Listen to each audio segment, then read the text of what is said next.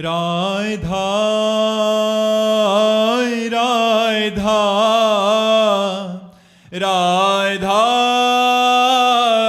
राधा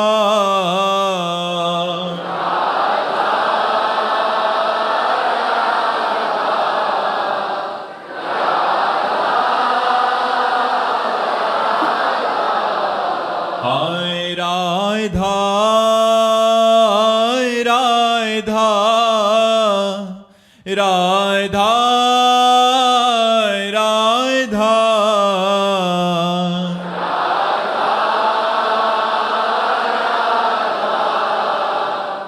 राधा राधा श्री राधा वल्लभ लाल की समस्त संत हरि भक्तन की श्री वृंदावन धाम की सद्गुरुदेव भगवान की। नितिन शर्मा जी बेंगलोर से। राधे राधे महाराज जी। महाराज जी, जैसे कि हमने संतों की वाणी में सुना है कि परब्रह्म परमात्मा श्री कृष्ण और हम में कोई भेद नहीं है, हम परमात्मा के ही अंश हैं और वो हमारे अंश हैं। और यार सुनो, कहने सुनने समझने की थोड़ा अंतराय है। एक चम्मच गंगा जल क्या बोला जाएगा? गंगा जल। और एक टैंकर गंगा जल क्या बोला जाएगा? गंगा जल। और गंगा की धारा के जल को क्या बोला जाएगा? अंतर समझ रहे हो ना? चम्मच से तृप्ति नहीं होगी। टैंकर में नहा भी सकते हो और धारा में खड़े हो गए तो ब्रह्मविद ब्रह्मयो भवति। जब ब्रह्म को जान जाओगे, ब्रह्म में तन्मय हो जाओगे, तब ब्रह्म स्वरूप हो। अभी तो जीव हो, अभी तो देहाभिमानी हो। श्री कृष्ण के समान उन्होंने गिरिराज उठाया, तुम 5 किलो का बाट उठा के दिखाओ 7 दिन तक। हमारे श्री कृष्ण ने 7 दिन 7 रात्रि गिरिराज महाराज को 7 वर्ष की अवस्था में ऐसे धारण किया। हम कह रहे 5 मिनट तुम जो है 7 किलो का वो लेकर के ऐसे खड़े होने की चेष्टा करने में हमें परिश्रम लगने लगेगा, हमें परेशानी लगने लगेगी। 7 दिन 7 रात्रि। कालिया दह के विष का इतना प्रभाव था कि ऊपर से चिड़िया उड़ जाए तो नीचे गिर के मर जाए, और उसमें महाराज कूद गए। कालिया नाग से लिपट कर उसके काटने पर भी छलांग लगाई, उसके फणों पर नृत्य किया। उसके तो 105 फण थे और वो सिद्ध कालिया था, कोई भी रूप धारण कर सकता है। ऐसा नाग भगवान को डसा और भगवान के ऊपर कोई प्रभाव नहीं पड़ा। अच्छा, और मुंजा टवी में आग लगी, भगवान अपने मुंह से पी गए। श्री कृष्ण के समान तो सिर्फ श्री कृष्ण है। हाँ, जैसे गंदा नाला ही है, लेकिन जब वो गंगा जी में गिर जाता है तो सुरसरी भये सो पावन कैसे, ईस अनीस ही अंतर जैसे।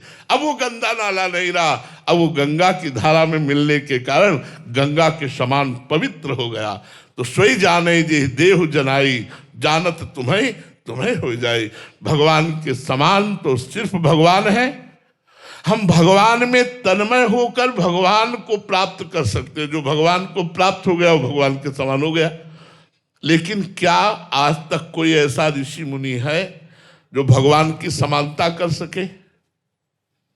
जो भगवान ने लीला की उसकी समानता कोई कर सके, ऐसा कोई नहीं है।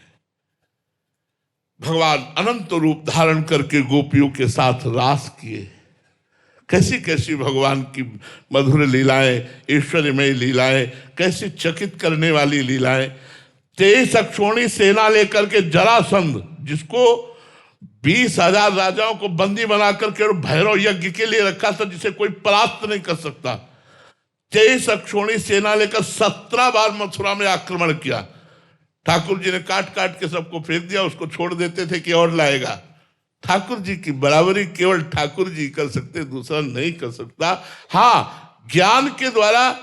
अब जैसे एक चम्मच पानी है, अब वो गंगा जल में छोड़ दिया गया, अब क्या कहोगे उसे? पानी थोड़ी कहोगे। अब गंगा जल कहोगे। तो ये जो जीव है देहाभिमानी, ये भगवान का भजन करके जब भगवान में तन्मय हो जाता है, तो जैसे अभी कहा गया, मोरे मन प्रभु विश्वासा राम ते अधिक राम कर दासा। ये भाव का विषय ना, क्यों सामर्थ्यशाली हो गया भगवान से अधिक। भगवान से अधिक सामर्थ्यशाली कोई नहीं है। भगवान जैसे तो सिर्फ भगवान है, उनमें तन्मय होकर देखो। भगवान है समुद्र, हम है तरंग। तरंग किसकी होती है? समुद्र की होती है।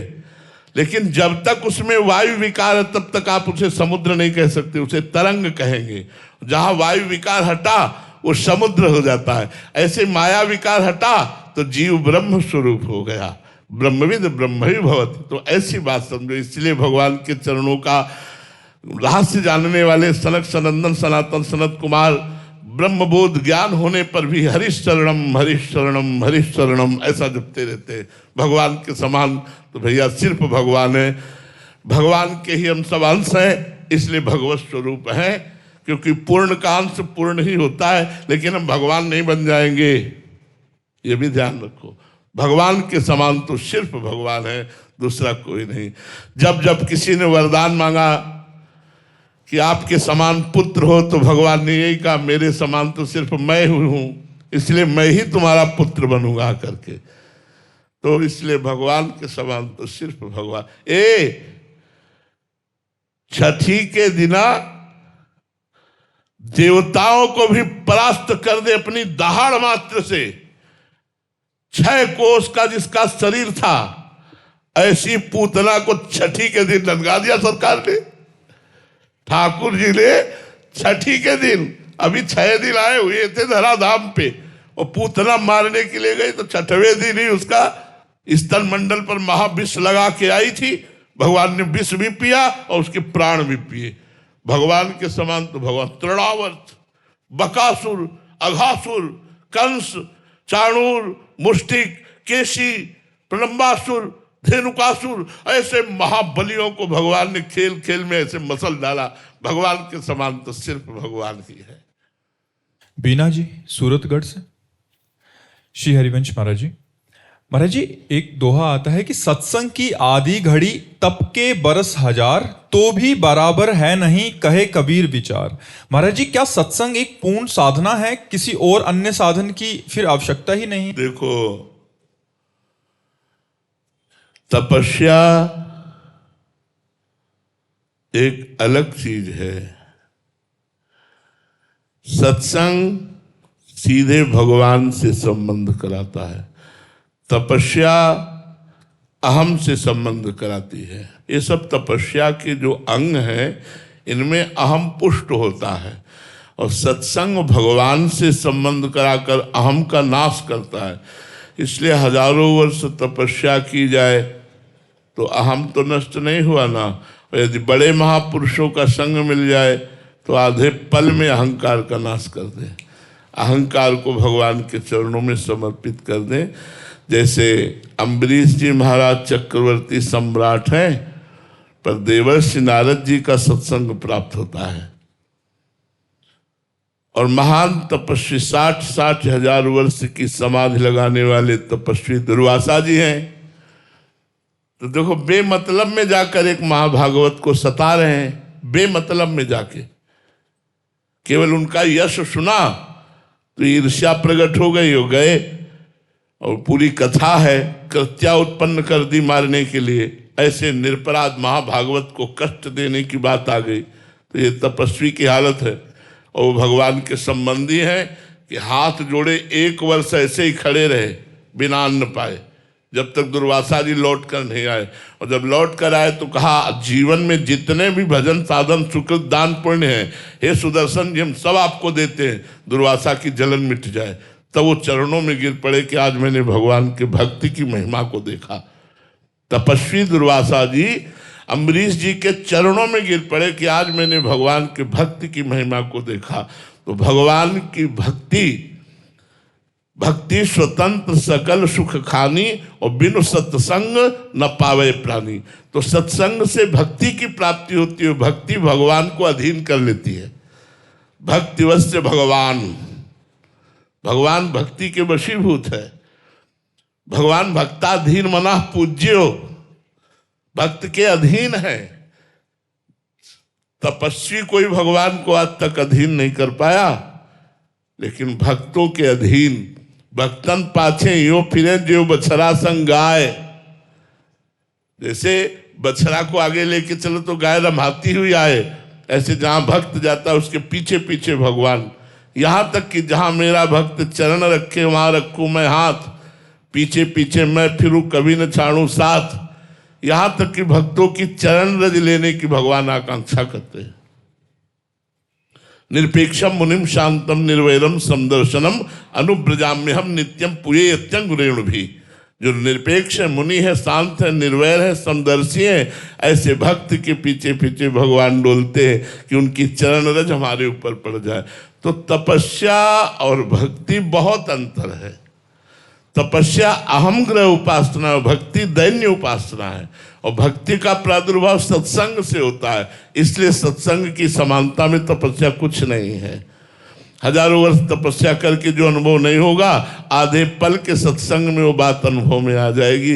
इसीलिए तात स्वर्ग अपवर्ग सुख धरी तुला एक अंग, तूल न ताहि सकल मिली। जो सुख लव सत्संग, लव मात्र के सत्संग से जो मिल जाएगा वो स्वर्ग और मोक्ष में भी नहीं है, ऐसा वर्णन आया है। प्रवीण जी राजस्थान से। राधे राधे महाराज जी। महाराज जी, सम्मोही मैं जग देखा, मोते संत अधिक करे लेखा। भगवान से भी भगवान के भक्त की उपासना श्रेष्ठ क्यों है महाराज जी? भगवान के होते हुए भी दुर्दशा नहीं रुकी। सबके हृदय अछत अविकारी, सकल जीव जगदीन दुखारी। परमानंद में भगवान सबके हृदय में बैठे, लेकिन दुर्दशा नहीं रुकी। पुनरपि जननम पुनरपि मरणम पुनरपि जननी जठरे शयनम चलता रहा। लेकिन जब भक्त मिला, संत मिला, संत समागम हुआ, बुद्धि बदली, भगवान की भक्ति जागृत हुई, संत कृपा से भगवान की कृपा का परिचय मिला, तो जन्म मरण चक्र रुक गया। संत संग अपवर्ग कर, संत का संग मोक्ष पदवी को प्रदान करने वाला हुआ। तो भगवान सबके हृदय में बैठे हैं, लेकिन काम नहीं आए। काम तब आए जब संत रूप से भगवान मिले और हमें उपदेश किया और हम उनकी आज्ञा का पालन किया, तो भगवान से परिचय हो गया और भगवान की प्राप्ति हो गई। इसलिए मोरे मन प्रभु से विश्वासा, राम ते अधिक राम कर दासा। भगवान ने कहा, जाने उस संत अनंत समाना, सातों सब मुहिमे जग देखा, मोते अधिक संत कर लेखा। मेरे से भी अधिक संत को मानो, क्योंकि संत की कृपा से ही तुम मुझे जान पाओगे। आज तक किसी को कहीं भी भगवत प्राप्ति हुई है तो संत कृपा से ही हुई है। ऐसे तो 184 योनियों में भटक ही रहे, सबके हृदय में भगवान है, लेकिन जब संत समागम हुआ तो 84 का चक्र रुक गया और भगवान की भक्ति के द्वारा हम भगवत प्राप्त हो गए। इसलिए हम भगवान से भी बढ़कर गुरु को मानते हैं, भगवान से भी बढ़कर संतों को मानते हैं। ऐसा भगवान ने भी आदेश किया है। प्रियंका मिश्रा जी। राधे राधे गुरुदेव। महाराज जी, आपके सत्संग में एक बार सुना था कि एक बार एक पंडित जी कबीरदास जी महाराज जी को परास्त करने के उद्देश्य से उनके पास गया। उस समय कबीरदास जी महाराज जी ने उनसे प्रश्न किया कि पढ़कर समझे हो या समझकर पढ़े हो। महाराज जी, इस बात का अर्थ क्या है? कि अगर पढ़ के समझे होते तो भगवान का भजन करने लगते, क्योंकि शास्त्रों का सार है भगवान का भजन करना। और अगर समझ के पढ़े होते तो भगवान का भजन करने लगते। तो ना तुम समझ के पढ़े हो, ना पढ़ के समझे हो। इसलिए अभी तुम्हारे अंदर वो भाव नहीं है, विद्वता का अहंकार लेकर के दूसरों को पराजित करते हुए डोल रहे हो। तो ना तुम पढ़ के समझे हो, ना समझ के पढ़े हो। अगर पढ़ के समझ गए होते तो भगवान की शरण में होते, यदि समझ कर पढ़े होते तो शास्त्रों का सारे भगवान की भजन में या भगवान की वृत्ति में रहना या आत्मस्वरूप में स्थित होना। तो ना तुम समझ के पढ़े हो और ना पढ़ के समझे हो। कबीरदास जी ने यही बात समझाई उनको। अनिल जी, श्री हरिवंश महाराज जी। महाराज जी, हम अक्सर आपकी वाणी से सुनते हैं कि दुनिया में लाखों का मेला जुड़ा, हंसा जब जब उड़ा अकेला उड़ा। महाराज जी, हम संसारिक जन मेलों से कैसे हटे महाराज जी? वैराग्य और आध्यात्मिक नाम जप, नाम जप में सामर्थ्य है। जितना नाम जप करोगे तो संसार से वैराग्य, अपने स्वरूप का ज्ञान और भगवान से प्रेम तीनों बराबर होता चला जाएगा। लेकिन जैसे बहुत दिनों का भूखा आदमी हो और उसे एक कवल खाकर हटा दो तो भूख और प्रबल हो जाएगी, ऐसे हम बहुत जन्म से परमानंद में भगवान से बिछुड़े हुए हैं। तो अभी थोड़ा भजन हमें जलन प्रदान करता है, अधिक भजन करें तो यही भजन संसार से वैराग्य दिला देगा, भगवान से प्रेम हो जाएगा, अपने स्वरूप का ज्ञान हो जाएगा। हमें चिंता करने की जरूरत नहीं। राम नाम मणिदीप धरि, जीह देहरी द्वार, तुलसी भीतर, भीतर ज्ञान का प्रकाश और बाहर वैभव का प्रकाश, दोनों इन पर लोग सकल सुख पावत। जीव रूपी देहरी पे भगवान का नाम रख लो तो बाहर वैभव का प्रकाश और अंदर ज्ञान वैभव का प्रकाश दोनों हो जाएगा। राम नाम मणिदीप धरि, जीह देहरी द्वार, तुलसी भीतर बाहिरो, जो चाहस उजियार। बाहर भी चकाचक आनंद और अंदर भी चकाचक आनंद भगवान के नाम के प्रभाव से।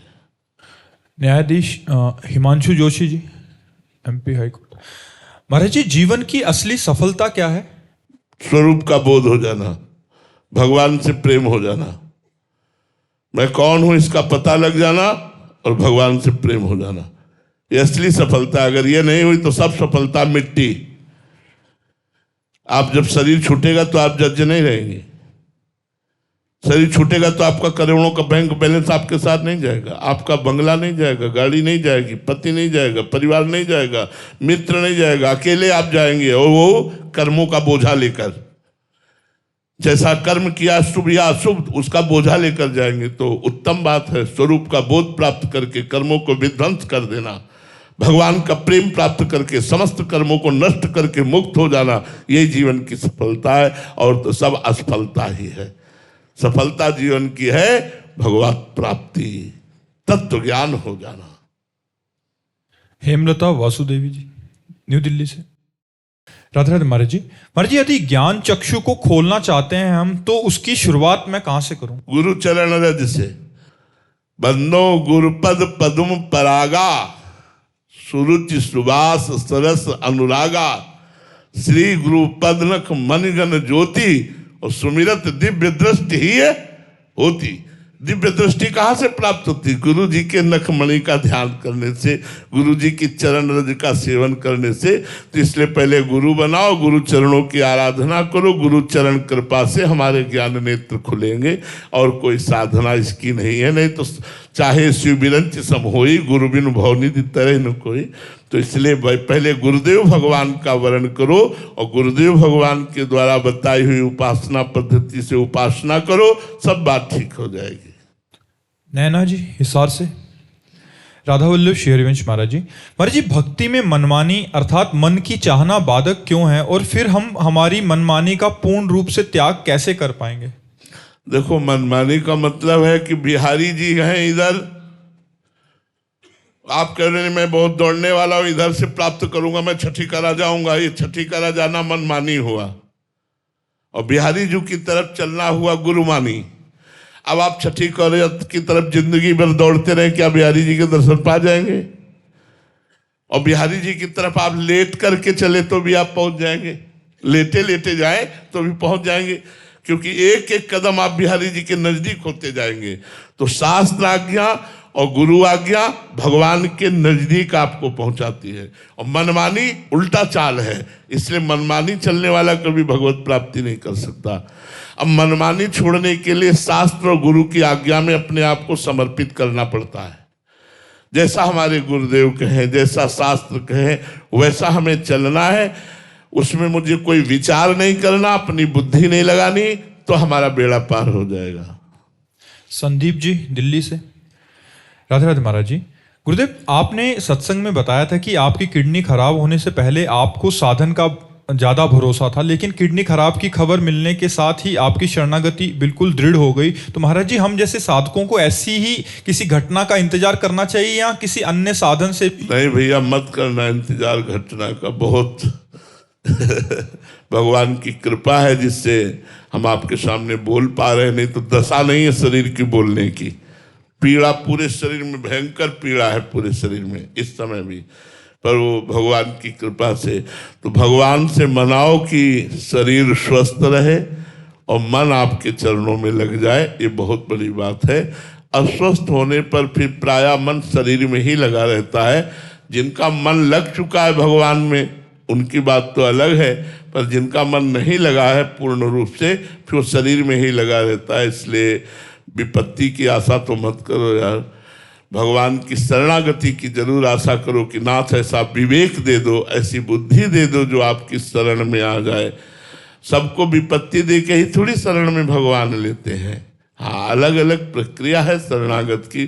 कोई घटना, कोई विपत्ति दे के, तो किसी को ज्ञान दे के, विवेक दे के। सब सुख संपत्ति है वो भगवान की शरण में है, पूर्ण रूप से उसे भगवान विवेक दे देते हैं, तो विवेक से भी तो शरणागति होती है। तो विपत्ति की मांग ना करो, दे दे तो उनका प्रसाद। जब किडनी नहीं खराब थी, चूंकि बचपन से साधनाभ्यास में लगे, तो वही साधन का भाव था कि अगर हम 6 घंटे पद्मासन में बैठते हैं तो ये हमें भगवत प्राप्ति कराएगा। कृपा का भरोसा नहीं था, कृपा शब्द से हमारा परिचय नहीं था। इंद्रियों को रोको, मन को रोको, जितेंद्रिय रहो, ब्रह्मचर्य रहो, भूखे प्यासे रहो, गर्मी सर्दी सहो, भगवान का भजन करो, ऐसा था। लेकिन जब किडनी फेल हुई तो बैठने लायक नहीं, अब भरोसा टूट गया साधन का और साध्य का भरोसा हो गया कि प्रभु अब तो सिर्फ आपकी कृपा से मेरा मंगल हो सकता है, आपकी कृपा से आपसे मिलन हो सकता है। मेरे में कोई साधना करने की तो सामर्थ्य रह नहीं गई, नाथ मैं आपकी शरण में हूँ। हृदय से शरणागति का प्रादुर्भाव हो गया। तो कभी कभी किसी घटना से शरणागति हो जाती, कभी कभी विवेक से शरणागति होती। इसलिए घटना मांगो मत, उनको देना हो तो दे देंगे, वो सामर्थ्य भी देंगे सहने की। वैसे विवेक से शरणागति बहुत सुंदर हो जाती है।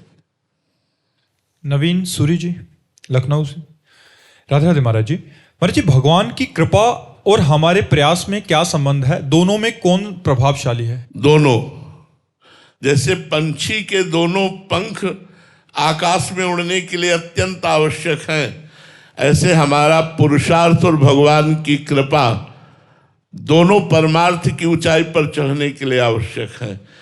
यदि हम पुरुषार्थ न करें, केवल कृपा कृपा, न नाम जप है, न कुछ भजन करें, न शास्त्र स्वाध्याय, न सत्संग, तो कुछ नहीं होने वाला।